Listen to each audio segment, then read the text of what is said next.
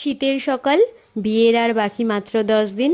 তাই এখন প্রতিটা দিনই ভীষণ গুরুত্বপূর্ণ আমার কাছে। আর সকালটা শুরু হলো কিট্টুর এরকম মিষ্টি মিষ্টি খেলা দেখে। তারপর আমি রেডি হয়ে গেলাম। আজ হচ্ছে আমার আইবুড়ো ভাত। আজ আমি একাই যাব, আর আজ এসেছি সুজাতাদের বাড়িতে। আজ আইবুড়ো ভাতটা সুজাতা আর সূর্যদীপ্তার তরফ থেকে। প্রথমেই কাকিমা আমাকে আশীর্বাদ করে নিল। সুজাতা আর সূর্যদীপ্তাও হচ্ছে আমার সেই বন্ধুগুলোর মধ্যেই যারা ঠিক হাই স্কুলের ক্লাস 5 থেকে বন্ধু। এই হলো সুজাতা আর এই হলো সূর্যদীপ্তা।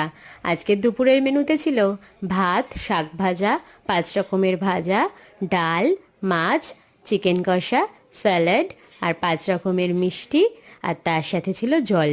অনেক দিন পর দেখা, গল্প শুরু হলে তো শেষই হবে না। তবে খাওয়া দাওয়ার পর্ব সেরে তারপর গল্প করাই বেস্ট হবে। কোল্ড ড্রিঙ্কস খেতে খেতে কিছুক্ষণ গল্প করে চলে গেলাম অনির সাথে শপিং এ। আজকের মতন টাটা।